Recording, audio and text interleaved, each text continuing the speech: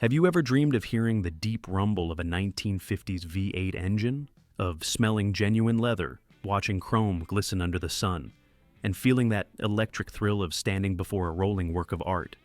Then get ready, because today we're going on a journey straight to the golden age of the American automobile, a time when luxury, power, and design came together in perfect harmony. In this video, you'll discover the most expensive and exclusive American cars of the 1950s. Ready? Sit back, because what you're about to see doesn't even happen in the most luxurious dreams. 1957 Studebaker Golden Hawk. The year was 1957, and America was roaring with optimism. The open road had become the new symbol of freedom, and the automobile was the ultimate expression of power and style. Amid the Detroit giants, one smaller brand decided to make its voice heard, Studebaker, and it did so with a car that didn't ask for attention. It demanded it, the Golden Hawk. Its name was already a promise of greatness, and it delivered on every word. With an original price of $3,182, about $35,000 today, the Golden Hawk was a bold statement. Today, a well-preserved example can easily fetch over $90,000 at auction. A fair price for a machine built on pure audacity. But the Golden Hawk was more than just beautiful. It was technically daring. It was one of the first American cars of the 1950s to feature a supercharged V8 engine. Specifically, a McCulloch VS57 mated to a 289 cubic inch block. The result? Around 275 horsepower and an acceleration that could outrun many Cadillacs, Lincolns, and Chryslers of its time. Compact and lightweight, it was almost a muscle car before the term existed. Its design balanced aggression and sophistication. That bold grille, the sharp tail fins, and the golden trim gave it the look of a predator built for the highway. But what truly made it special was its attitude. While other brands chased refinement, the Golden Hawk embraced provocation. It was the car for those who wanted to be seen, who preferred the roar of an engine to the whisper of luxury. A fascinating fact, the Golden Hawk could go from 0 to 60 miles per hour in just 8 seconds. An astonishing figure for a car of its size and era. In 1957, car magazines nicknamed it the Golden Hawk that hunts Cadillacs. And they weren't exaggerating. 1951 Nash Healey. In the early post-war years, as America began to rediscover the joy of driving, a car was born that not only broke conventions, it crossed oceans to make history. The Nash Healey was the first true American sports car with international prestige, a rolling ambassador of elegance and performance that united three nations in one design. Originally priced at $3,767, around $44,000 today. Its rarity and prestige have elevated it far beyond that figure, depending on condition and configuration. A well-preserved example can now sell for $120,000 to $180,000, and deservedly so. Only a few hundred were ever produced, each one assembled almost entirely by hand. The story of the Nash Healey is one of those unlikely alliances that only pure automotive passion could create. British engineer Donald Healey, founder of the legendary Healey Marquet, was searching for a powerful American engine for his sports cars. Meanwhile, George Mason, president of Nash Motors, wanted a vehicle that could prove American engineering could rival Europe's best. The result was a transatlantic collaboration. The chassis and drivetrain were developed in England, the six-cylinder Nash engine was prepared in the United States, and the final bodywork was hand-finished in Italy by Pininfarina. 3 countries, 3 cultures, one extraordinary car. The Nash Healey balanced power and grace effortlessly. Its low profile, long hood, and perfectly proportioned curves gave it a cinematic presence. Under the hood, its 3.8-liter inline-6 produced 125 horsepower, allowing it to reach over 106 miles per hour, an impressive figure for its era. But beyond speed, it offered refinement and composure. Smooth, stable, and remarkably quiet for a sports car. Here's a detail few know. The Nash Healey was the first American car to compete at Le Mans after World War II. In 1952, it finished third overall, behind only Ferrari and Mercedes-Benz. a monumental achievement that proved the American dream could speak fluent European. 1958, Buick Limited. By 1958, American luxury had reached its most extravagant peak, an era of chrome, confidence, and optimism. These were the days of rockets, tail fins, and endless highways, and standing tall among them was a chrome giant that looked more like a monument to progress than a mere automobile. The Buick Limited. With an original price of $5,125, about $54,000 today, it was the most expensive Buick of its time. Today, a well-preserved Limited can easily exceed $100,000, especially if it still wears its original two-tone paint and leather interior. It wasn't just a car, it was a luxury ship on wheels. Its design was a symphony of chrome and confidence. The massive front grille, rocket-inspired side moldings, and dual headlights made the Limited look like it was in motion even when standing still. Every line shouted opulence. It was the car of those who wanted to be seen, the rolling reflection of an America that believed the future was infinite and shining. But beyond its extravagant looks, the Limited delivered a surprisingly refined drive. Its 364 cubic inch V8 produced 300 horsepower, paired with a Dynaflow automatic transmission that made it glide with silk-like smoothness. It was power wrapped in velvet, engineered to make every mile feel like a personal parade. Inside, it was the definition of American elegance, a two-tone steering wheel, softly backlit gauges, and upholstery that balanced luxury with durability. Even the clock ticked differently, as if measuring time in a more glamorous rhythm. And now tell me honestly, if you had the chance to sit behind the wheel of one of these chrome giants for a day, where would you go? Would you cruise the coastline at sunset, or parade it down a glowing avenue filled with nostalgia and neon? Share your story in the comments. I want to read every one of them. 1957, Pontiac Bonneville. Picture this. You're walking down a bustling American avenue in 1957.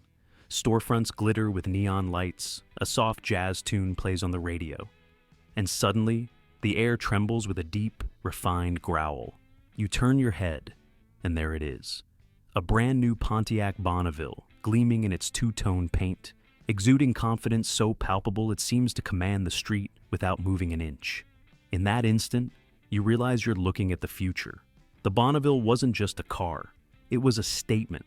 With an original price of $5,782, about $65,000 today, it belonged to a class reserved for the boldest of drivers. Today, a fully restored example can fetch over $250,000, and with good reason. Only 630 units were ever built, each tailored for a very specific kind of owner, someone who didn't follow trends, but created them. Beneath its massive hood lay a 347 cubic inch V8, fitted with Rochester ramjet fuel injection, a cutting-edge technology borrowed from aviation. This system made it one of the most advanced American cars of its era, producing 310 horsepower and delivering jaw-dropping acceleration for 1957. Its design was pure American exuberance, a wide grille, sharp lines, oceans of chrome, and an interior upholstered like a first-class lounge. Every detail, from the steering wheel to the softly illuminated gauges, whispered of a dream turned into metal and motion. But there was something symbolic about its arrival. The Bonneville marked the dawn of a new automotive philosophy, cars that were not just beautiful, but untamed. It was the bridge between the elegance of the 1950s and the rebellious spirit of the 1960s. In many ways, it was the first heartbeat of the muscle car era. 1958, Imperial Crown. Some cars aren't driven, they're displayed, and the Imperial Crown was precisely that. A rolling declaration of power, a luxury salon gliding down American boulevards with the calm grace of a steamship. In a decade defined by excess, this car managed to be majestic without being vulgar, sophisticated without asking permission. With an original price of $5,815, around $63,000 today, the Imperial stood as Chrysler's ultimate flagship. Nowadays, a pristine example can sell for over $120,000, especially those that retain their original interiors with the signature gold accents and elegant two-tone steering wheel. The Imperial Crown embodied the peak of late 1950s American design, long, low, and commanding, with tail fins that seemed to reach for the stars. Its split grille, inspired by jet fighters and quad headlamps, gave it a look that was equal parts elegance and authority. It was impossible to pass by without turning your head. Beneath that imposing body lay serious engineering. The Imperial was powered by a 392 cubic inch HEMI V8, producing 345 horsepower, paired with Chrysler's buttery smooth, torque flight automatic transmission. Yet its true charm wasn't in its raw power, but in the experience, power steering, power brakes, power seats, and sound insulation so good it felt like driving inside a rolling cathedral. The interior was a masterpiece of craftsmanship: leather upholstery, padded panels, chrome switches that glided with precision. Everything felt solid, heavy, expensive. Even the doors closed with that deep, satisfying clack, the unmistakable sound of genuine luxury. And here's a fascinating detail. The 1958 Imperial was one of the first American cars to feature electroluminescent dashboard lighting, which made the instruments softly glow at night, like the cockpit of a spaceship. In 1958, that wasn't just innovation. It was science fiction on wheels.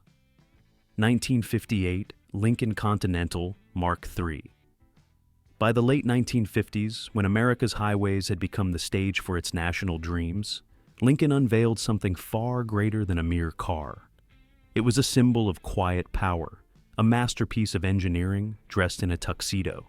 The Continental Mark III wasn't just transportation, it was a statement. Its presence commanded respect before the engine even started. With an original price of $6,283, around $68,000 today, the Mark III was built for an elite who understood that luxury wasn't an accessory but a way of life. Today, a concours condition example can reach $130,000 to $150,000, reflecting both its rarity and its historical impact. The Mark III was born during a period of transition within Ford Motor Company. After the ultra-exclusive Mark II, Lincoln sought to combine prestige with broader production, but without compromising its opulence. The result was a colossal sculpture on wheels, over 6 meters, nearly 20 feet long, with tail fins that flirted with science fiction and a grille so wide it seemed ready to devour the highway. It was less a car and more a procession on wheels.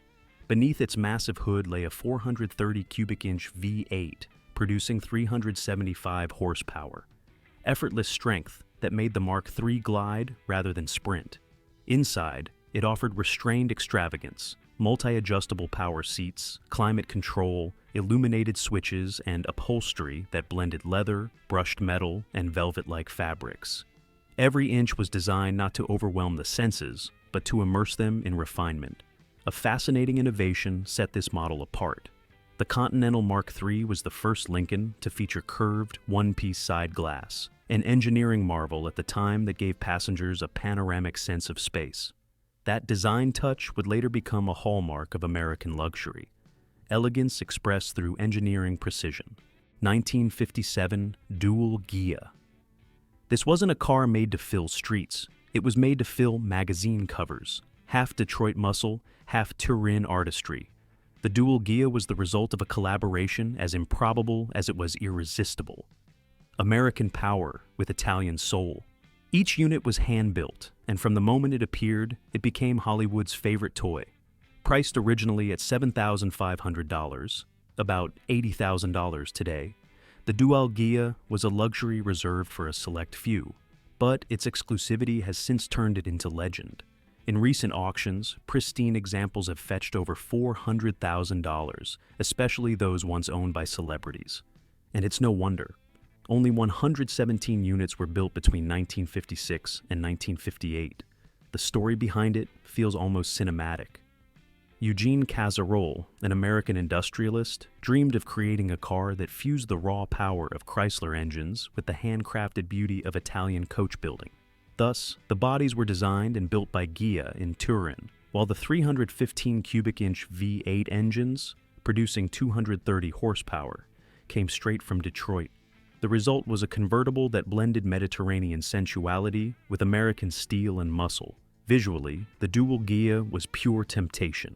Its low-slung front end, smooth curves, and perfectly balanced proportions gave it the aura of a Maserati, but with an unmistakable swagger. It looked like a car that could both whisper and roar. That's why it captivated figures like Frank Sinatra, Dean Martin, Peter Lawford, and even Desi Arnaz. The Rat Pack turned it into a rolling symbol of status. If you owned a Dual-Ghia, you didn't just have money. You belonged to the inner circle of style itself. One quote defines its spirit perfectly.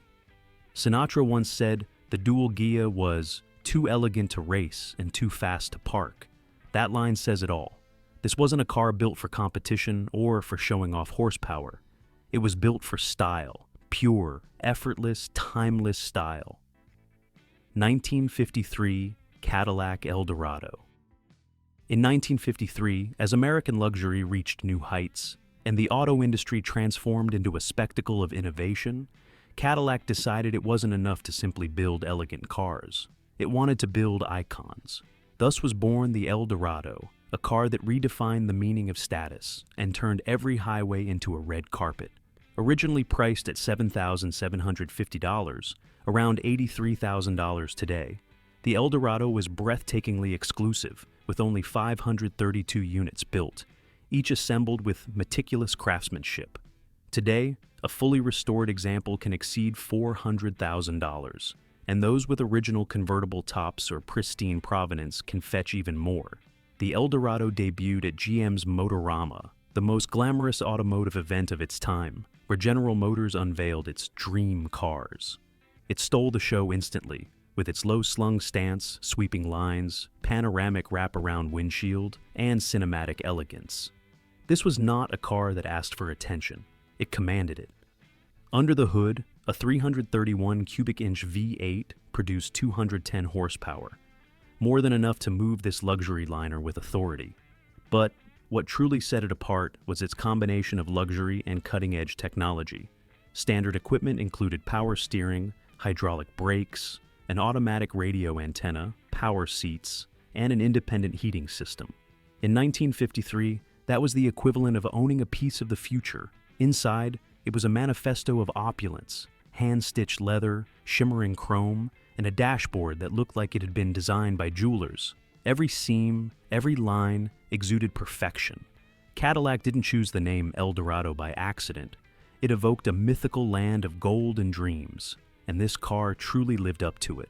A fascinating fact: the Eldorado made its public debut at President Dwight D. Eisenhower's inaugural parade, becoming the first Cadillac to officially represent American luxury on the world stage, cementing its reputation as the standard of the world. 1952, Cunningham C3. Some cars are born to be admired, others are born to be worshipped. The Cunningham C3, with bodywork by Vignale, belongs to that sacred category where art, engineering, and ambition fuse into something truly unrepeatable. It was the boldest attempt by an American visionary to build a sports car that could stand toe-to-toe with Ferrari and Aston Martin. And he succeeded. Originally priced between $9,000 and $11,400, the equivalent of $100,000 to $125,000 today. The C3 was a fortune then, and it's a treasure now. Fully restored examples have surpassed $1 million at international auctions.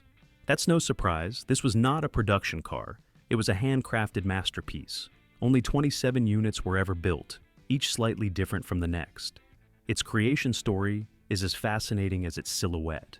Briggs Swift Cunningham, a wealthy American racing enthusiast, wanted to prove that the United States could produce a sports car worthy of Le Mans victory under its own name. Thus, he founded the Cunningham Marquet, a mechanical dream lab where American muscle met European refinement. The C3 was his homologation model, a road-going sports car built on the same technical foundation as his racing machines. Under the hood roared a Chrysler Firepower Hemi Vive 8, 331 cubic inches, and over 220 horsepower, paired with a 3-speed manual gearbox. In 1952, that meant pure speed and torque delivery that European competitors could only envy. Its body, designed and hand-built by Carrozzeria Vignale in Turin, was a vision of fluid elegance. Every curve sculpted, every panel hammered by hand. No two cars were identical. Here's a detail that captures its spirit perfectly. Briggs Cunningham personally test drove every single C3 before delivery. If something wasn't up to his standard, it was rebuilt. No compromises allowed. And there you have them. 10 American luxury icons that forever shaped automotive history. Each one with its own character, its own roar, and its own way of reminding us that the 1950s were a decade where design was art and the highway was a runway of chrome dreams. So now it's your turn. Tell me, which of these 1950s titans would you park in your dream garage? The quiet power of the Continental, the rebellious flair of the Golden Hawk, or the limitless glamour of the Eldorado? Drop your answer in the comments. I want to know which one stole your heart on this journey, and if this ride through the 50s left you craving more, don't stop here. Join me in our next video as we step into the 1960s, where American luxury, power, and design reached an entirely new level. See you there.